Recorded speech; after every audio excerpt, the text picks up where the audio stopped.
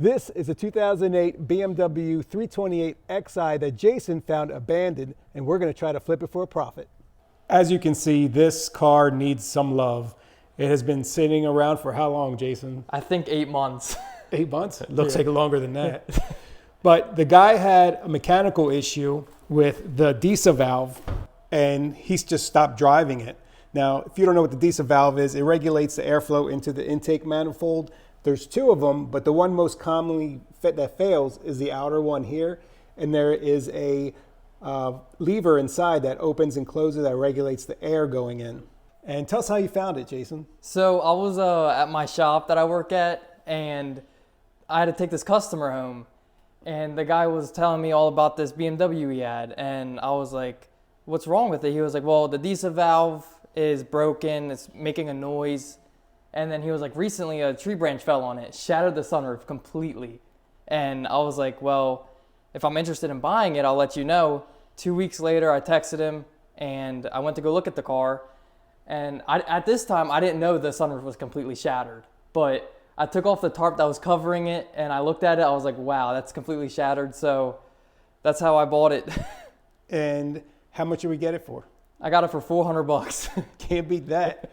So yeah, as soon as he told me it was $400 to send me some pictures, and I wasn't finding anything really on the Super app at this time, I told him, you know what, go ahead, pick it up. We can fix it. Let's see how much we're going to profit though. So the inside, I mean, it's not too bad. It just needs a really good detail. The floor mats, let me stick it under here. I mean, underneath doesn't look too bad. It just needs a good detail. Headliner looks good. What's up with the duct tape? What's with the duct tape? I guess the owner didn't know what tape to use, so he just put the tarp over it, duct taped it all over the car, all over the paint. Couldn't use bungee cords, huh? Cap here is missing. Mold on the door handles. That does look like mold. Nothing we can't get out. Something funny. Stefano's racing cart cost 5 times more than this car. I just hope we don't find any surprises in there. But this thing is caked. Ooh, it's going to need a nice, deep, paint correction. I don't know if we'll do a paint correction, but, we'll give it a nice polish, compound polish, make it look new.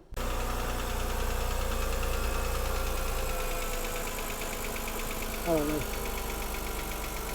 I think it only does it when you're at a high RPM. So we're going to go ahead and get started with the DISA valve, get that swapped out real quick. But first things first, we got to take out the air box and the tubing just to make some room here to get it out. The plastics actually are in great shape. I mean, they're not like cracking or, with a little bit of, a engine bay detail, it's going to look sharp, I think. And it does look like the power steering pump is leaking. Then you replace that.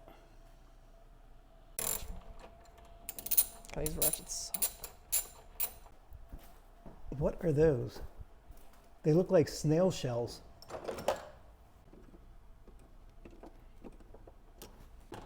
There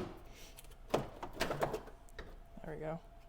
All right, let's maneuver this power steering pump, get it out of the way.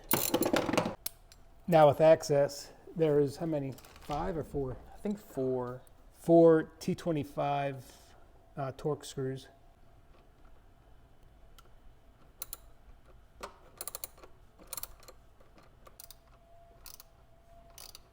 So like Jason was saying, when he picked it up, the sunroof was shattered, but he already went and got it repaired, and that was $500. After we took all the screws out, there's a sensor in here as well. We have to unplug that, pop that out, and now we're just going to pry it off.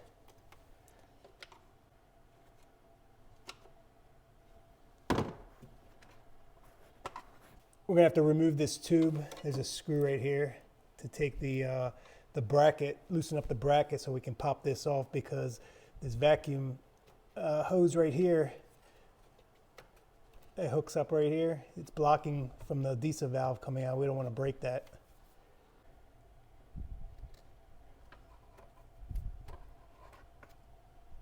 Yep, and there it is on the inside. You can tell you shouldn't freely be able to do that. So that's what the rattling is inside. All right. Now put the new one in. So far between the diesel valve and the sunroof, we're at $630. Yeah, without the car. Without the car. Plus $400 for the car is $1,030. Yep. All right, start her up, Jason.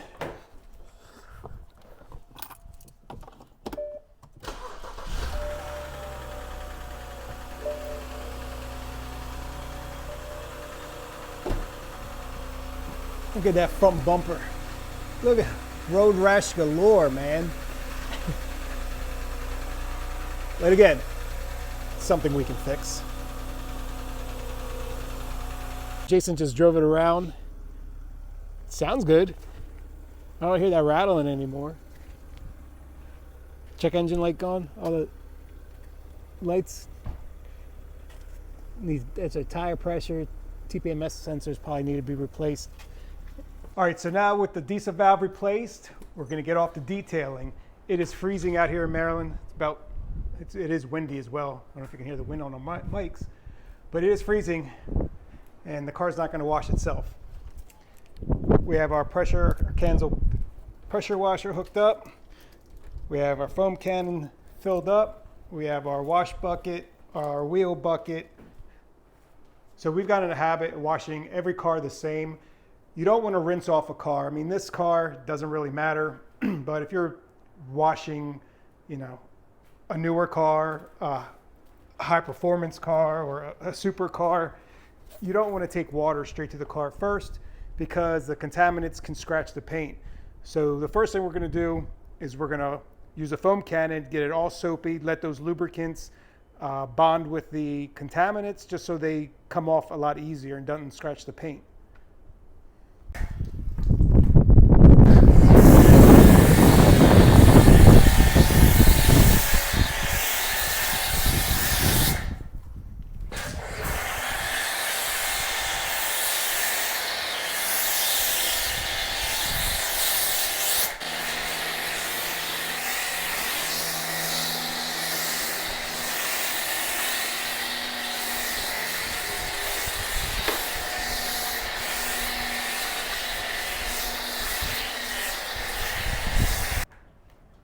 So you're just going to let it soak for a little while. Then we're going to rinse it off, hit it again with the foam cannon, and then we'll use our wash mitts and microfibers to wash it all down. So a little tip, whenever you're spraying down your engine bay, make sure you start the car, have it running. What's the reason behind that? Well, it just helps with drying like all the water out. You can really damage stuff if you're not too careful. You can do it with the car off, but I prefer to do it with the car on. You just got to be really careful. Yeah, you don't want to soak it too much, especially all the electrical components.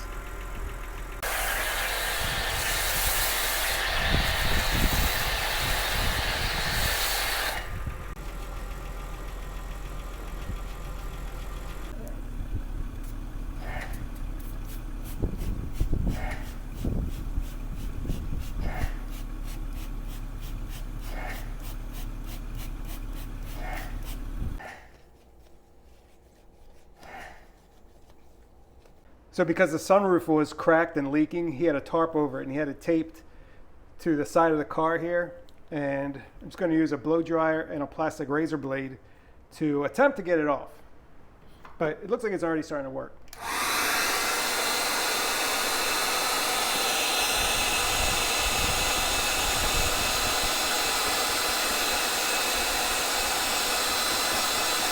Okay, so we got all the stickers off, all the tape residue is off.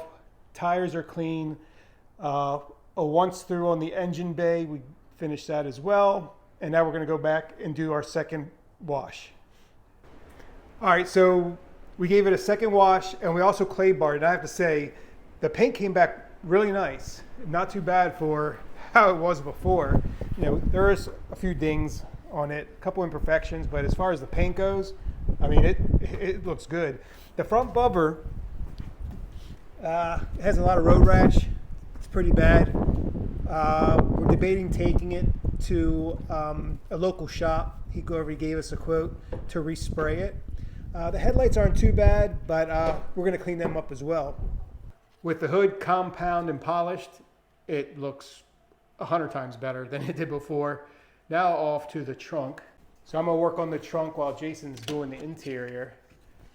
There's a reminder with the trunk. Well, before it was washed, it was horrible, but you can see the hard water stains on here. Let's see what the compound and polishing will do to this. So it's not too bad. It's still some water spots on there, but I mean, this car was sitting a very long time, and I just don't think we're going to be able to get perfection. I don't know if we even want to, but let's go over here and you can see what it looked like. This one we didn't do yet. But you can see the difference when I come back over here. Looks like there's some tree sap there. We could probably get that out. But it does look a lot better. All the flat surfaces are going to collect more. They're going to be the toughest spots versus the sides. It doesn't have anywhere to sit, so they should clean up a lot better. All right, so it's a few weeks later, or has it been a month? I think it's been a month. So it is, what, negative 2 degrees probably outside. Yeah. Super Bowl Sunday, and someone's coming from Glen Burnie to take a look at it. We're just getting it warmed up because it's been sitting a little while.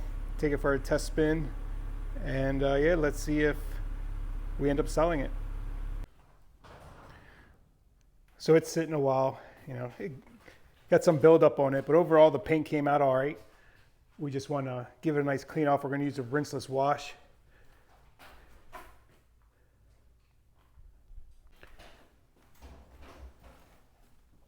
See what I'm talking about? It's just dirt. It's just buildup from the snow and the salt.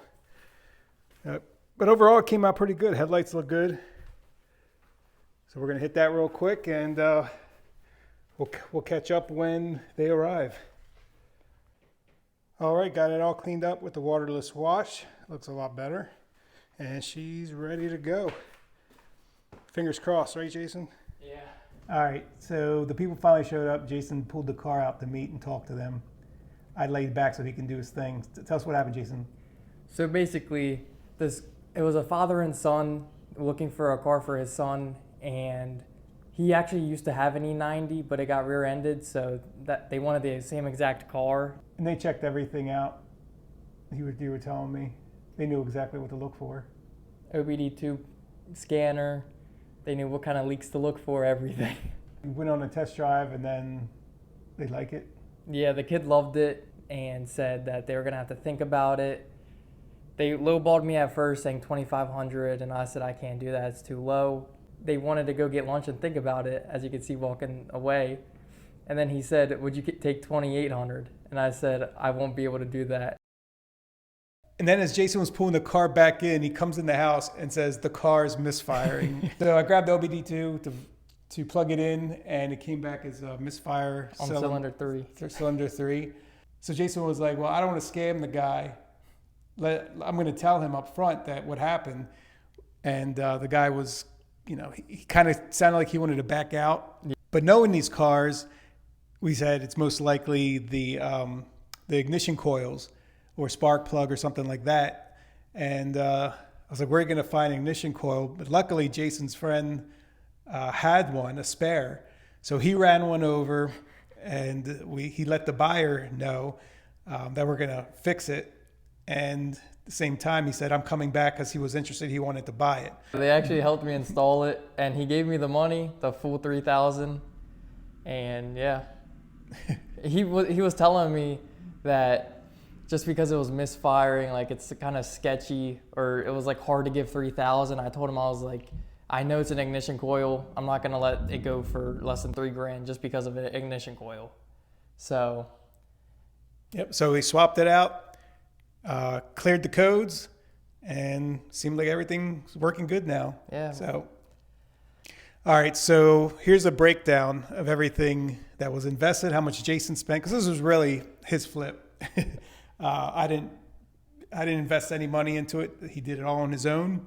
So let's break it down. So we know that the car was $400. Yeah, so the car was $400, and as you guys know, it came with the broken diesel valve and the shattered sunroof.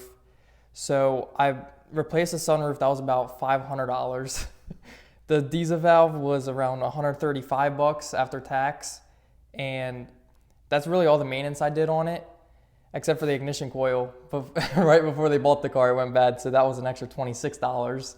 The other expense was only the titling the car in my name, so that was $358.